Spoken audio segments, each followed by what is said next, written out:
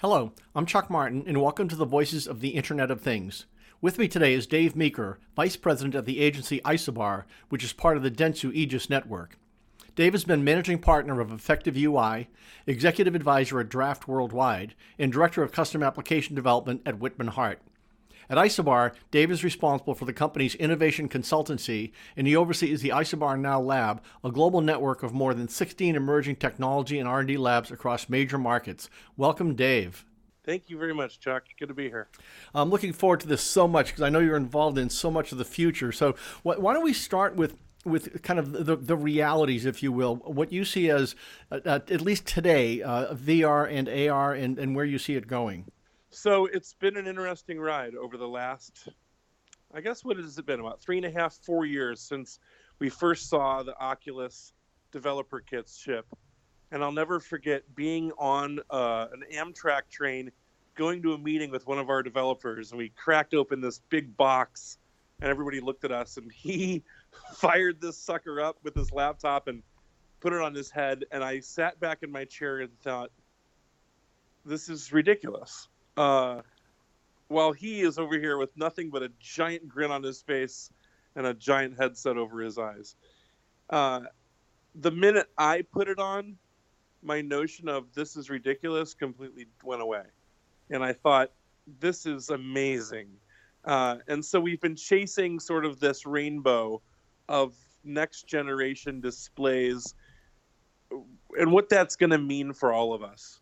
I was at an event last week where I gave a talk with a counterpart of mine from Viacom Next named Rob Ruffler.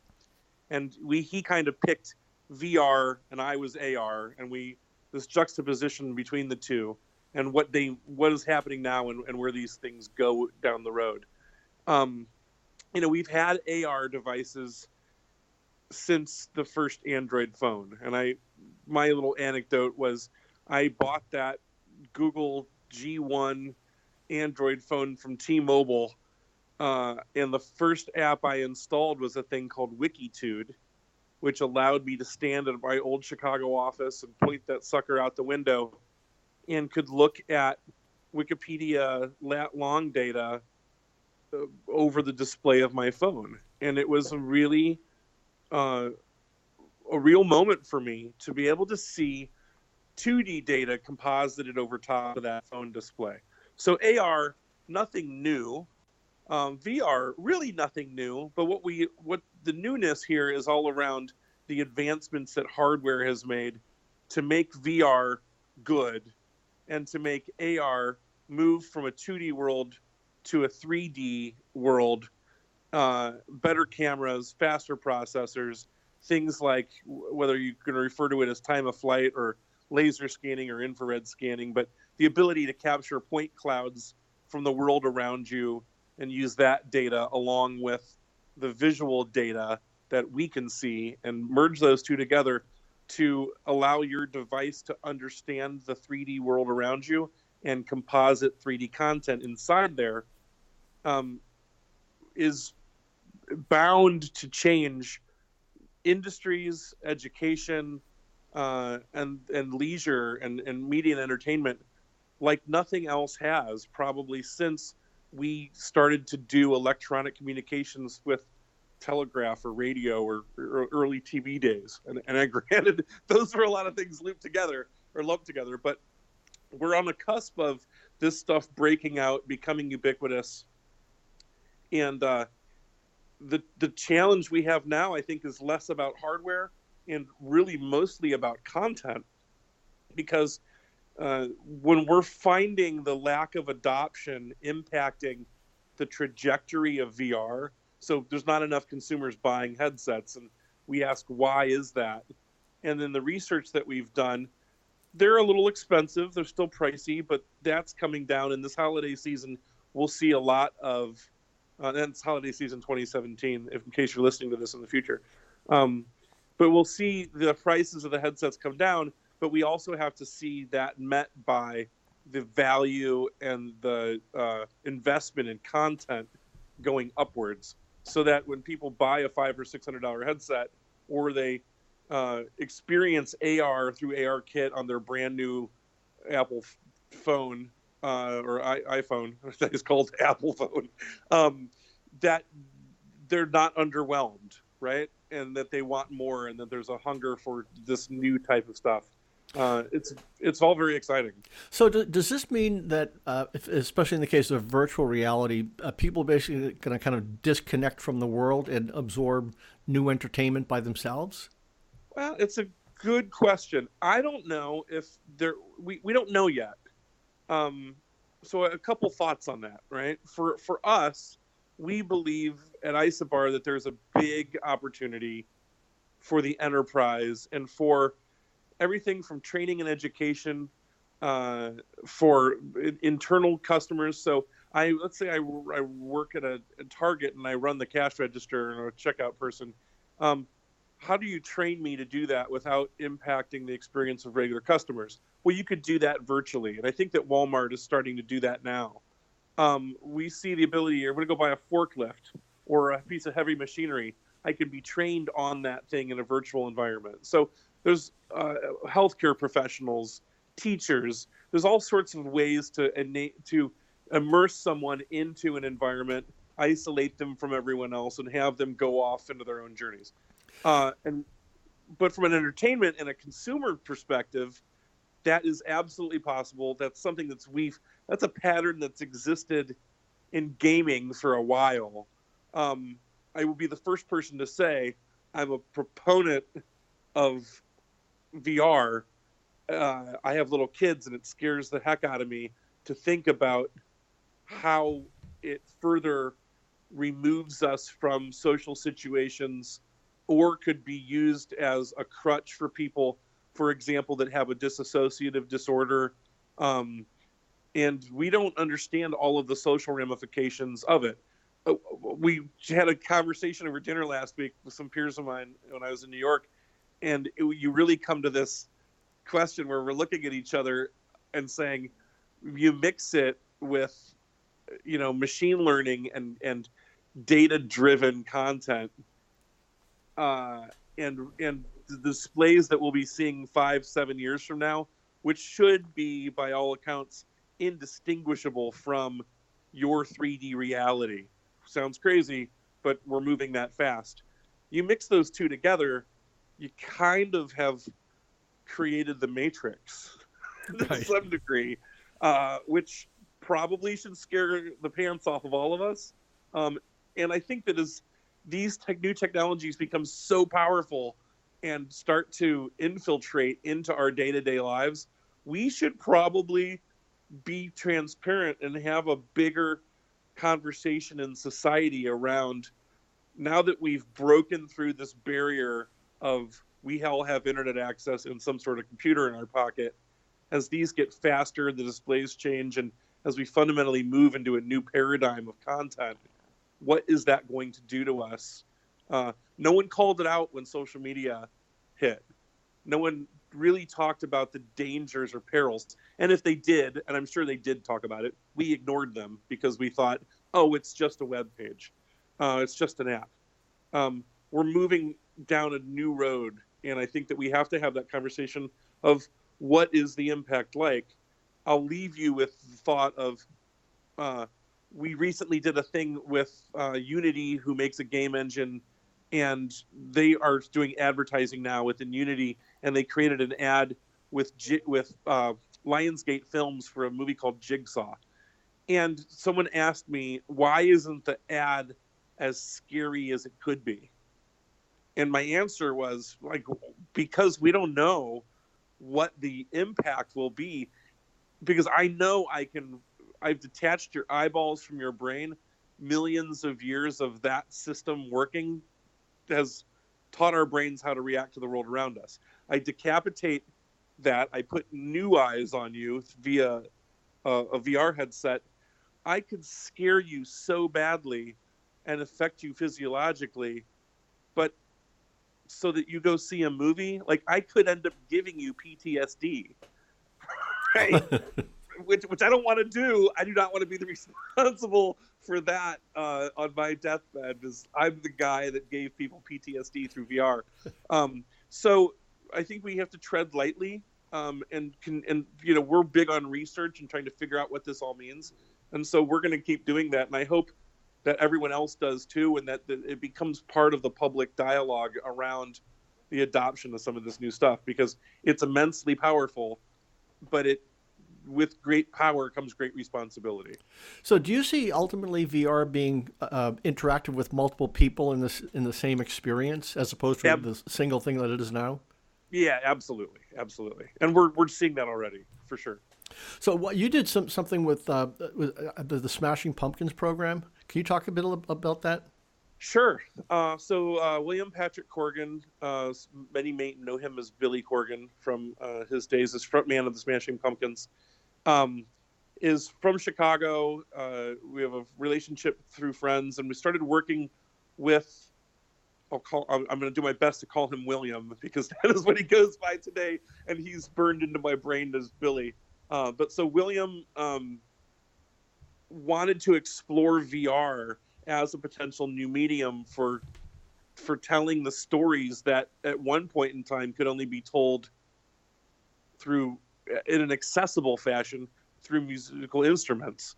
Artists don't necessarily stick to a single medium, and in many cases they want to get points across, or start revolutions or inspire emotions in you, and they pick up a guitar to do so because the guitar is sitting there. In my conversations with him were really related to, there's a new palette and a new toolbox coming towards you.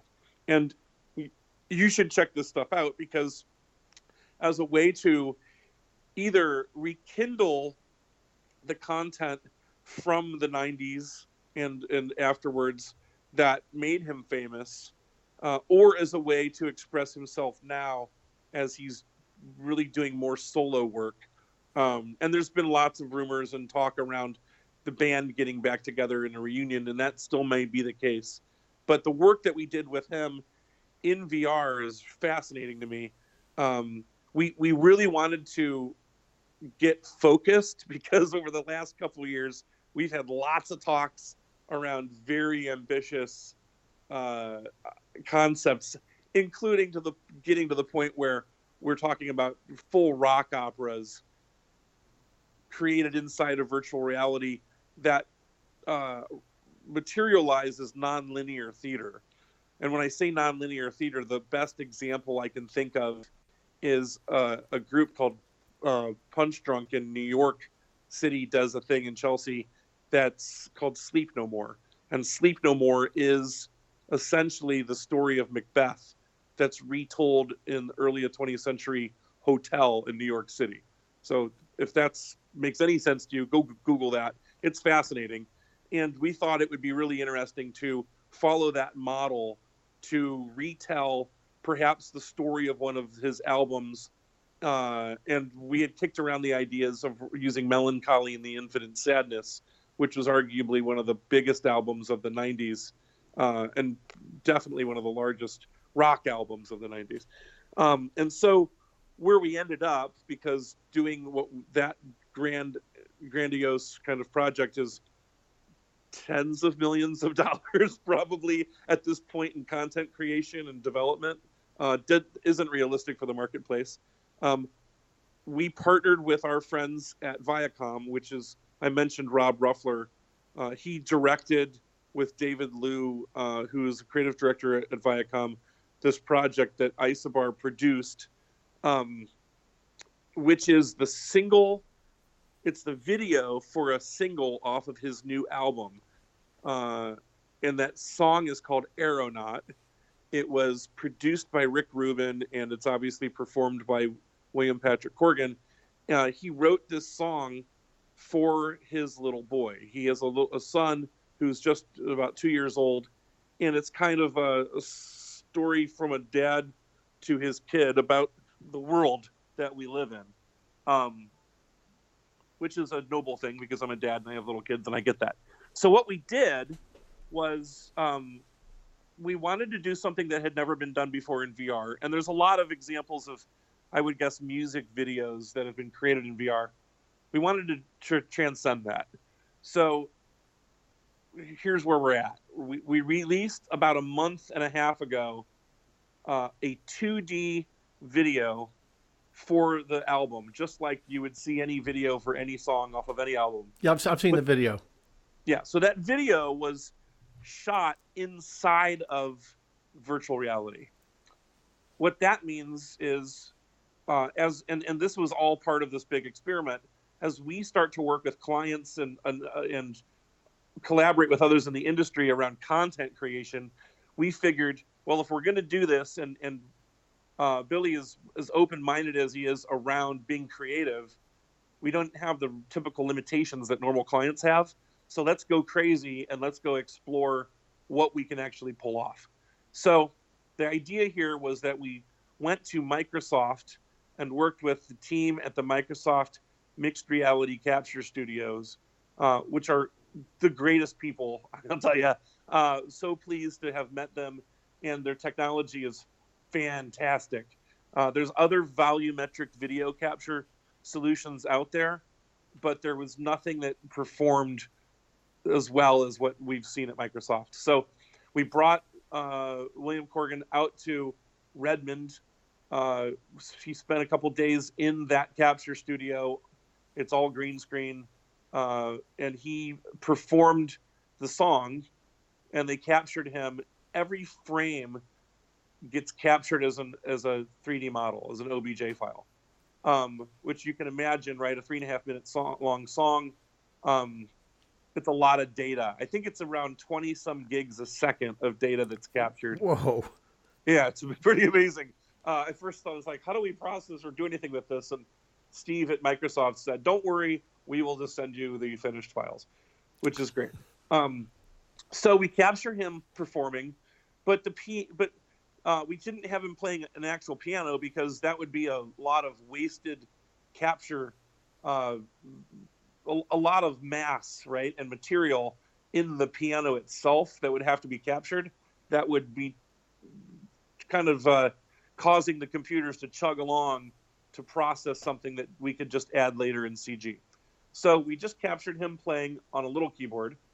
And then we worked with an artist who was from San Francisco named Danny Bittman. Danny is become really one of the leaders in using Tilt Brush, which is Google's VR art kind of creativity platform. And Danny worked with Billy to kind of come up with art direction for the song itself. And so we broke the song. There's 3 verses, broke it into 3 acts, if you will, within the VR experience. And Danny illustrated everything from leaves and the season as the seasons changed from summer to fall, to trees, to buildingscapes.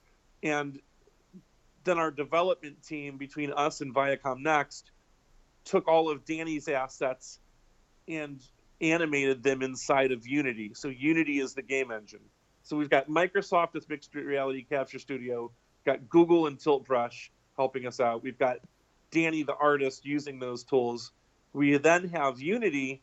Unity has a new timeline editor and a thing called Cinemachine, which are new features in the new version of Unity that we wanted to kick the tires on.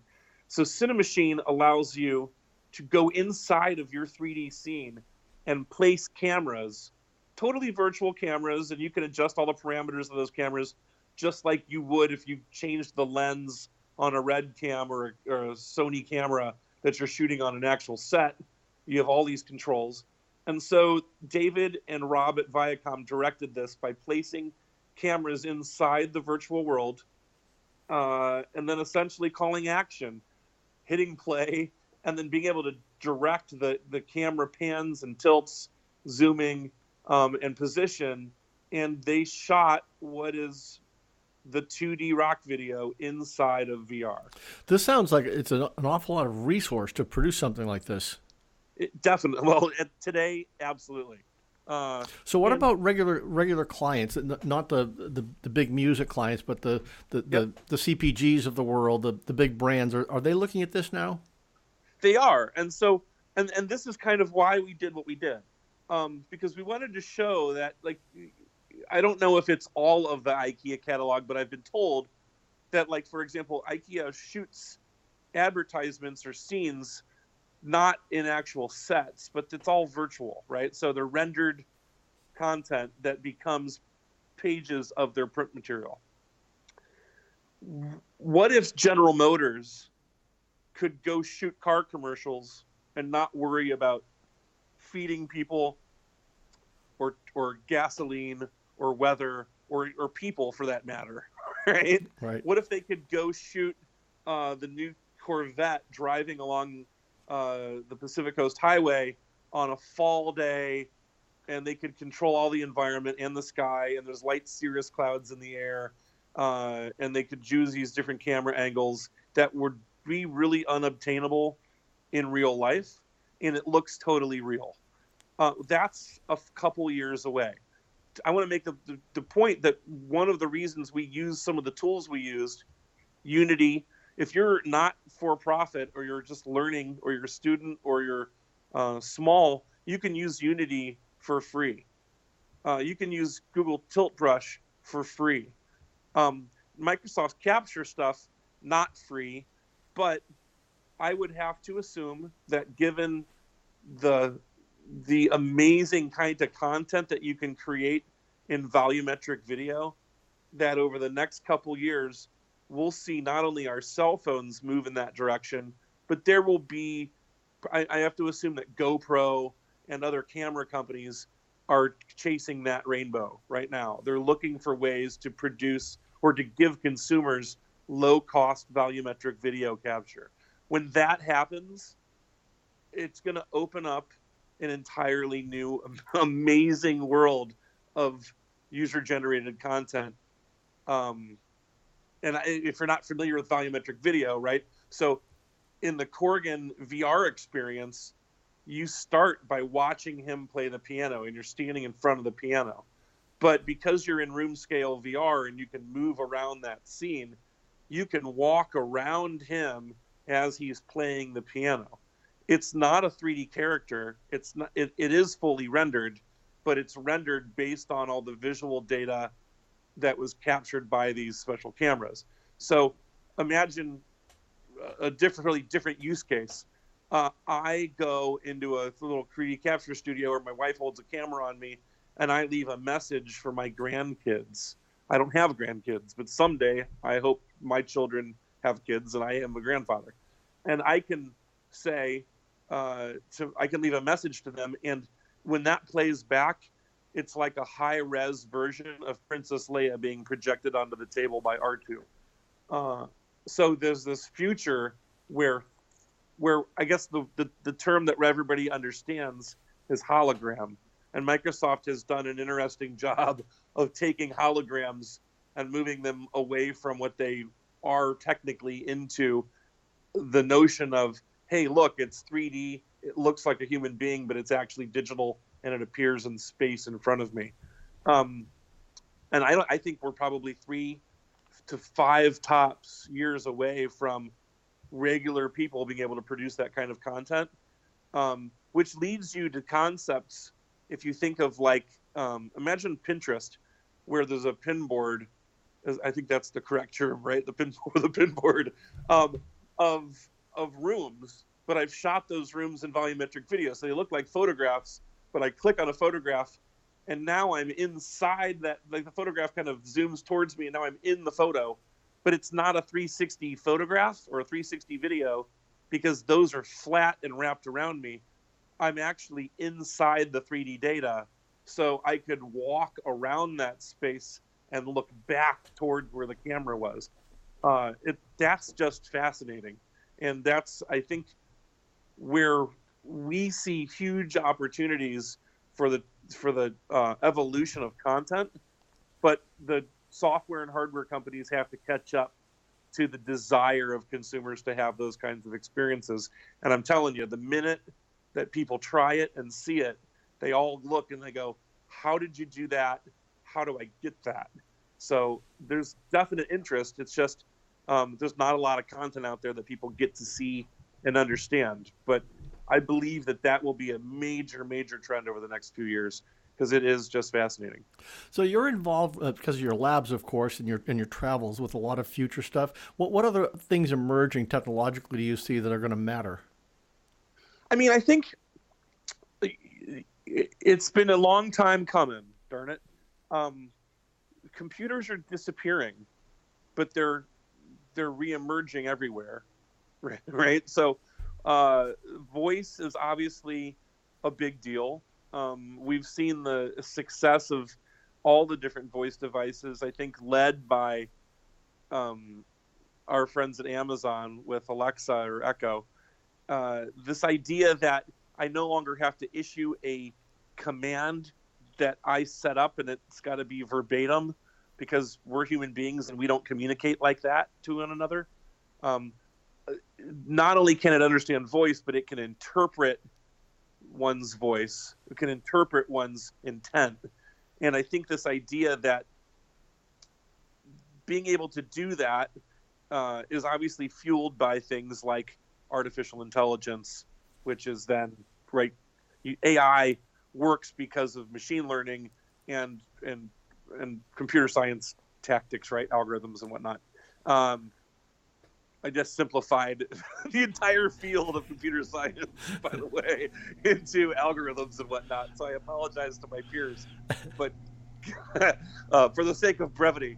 But so this idea of voice and gesture and computer vision, where my computer can start to understand me the same way that you, Chuck, can understand me, is amazing.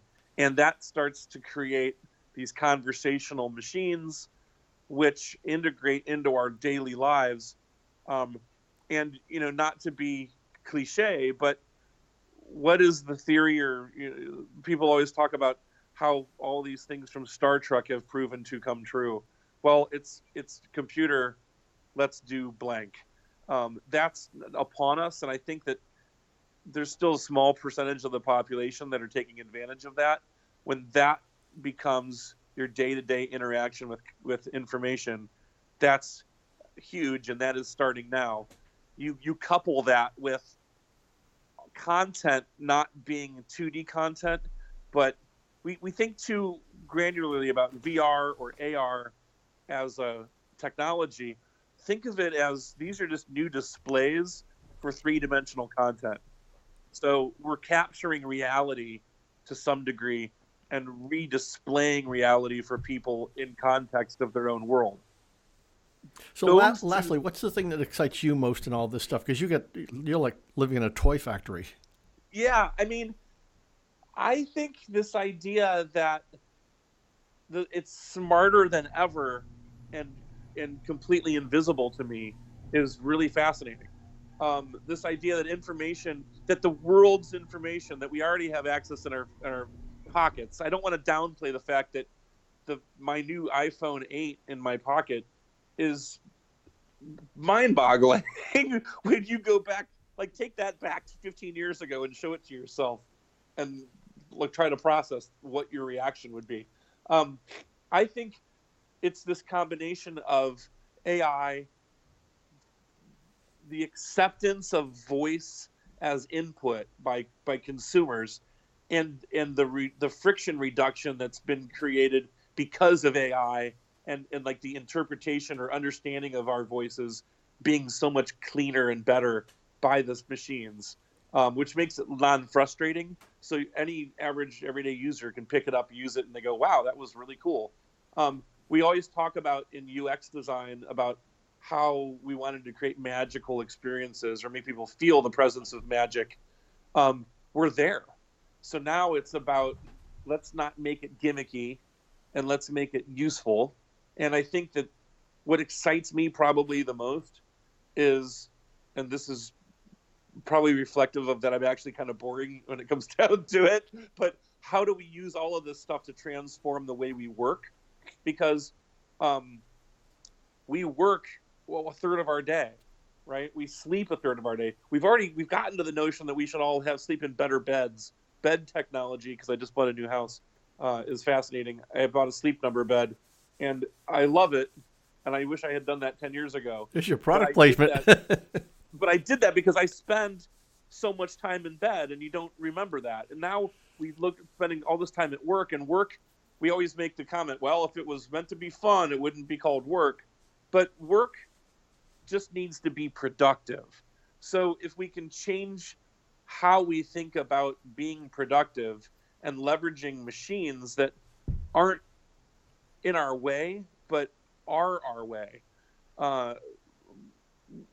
At Dentsu Aegis and in Isobar, where we're owned by Dentsu Aegis, we have these conversations a lot about the transforming industry, specifically as how AI and intelligent machines will play from a media, creative content production. Like, how is that going to impact our workforce? And I'd like to think, and what I've said pretty strongly, in my opinion, is it shouldn't reduce our workforce. Let's take our workforce, and just like we would have armed our soldiers thousands of years ago or 500 years ago, as they go into battle, as we go into battle to fight the problems our customers face, I want to give them the absolute best weapons. And so our weapons today are technological weapons. Those are better learning, more data, faster ways to understand stuff, easier and quicker and more economical ways to integrate things. And let's do really kick-ass stuff, but in a way that takes advantage and isn't all about cost savings. It's about being able to scale up the production of things and to really do things in mass that 5 years ago were just completely impossible. I mean, we are on the cusp of being able to look at information, understand your context, provide information to you. All the stuff that marketers have been talking about for a decade, it's all real now. And it's interesting to see who's really ready to take advantage of it and who's scrambling to try to even understand what some of it means. Great stuff. Thank you, Dave Meeker, and thank you all for listening to the Voices of the Internet of Things. Thanks so much.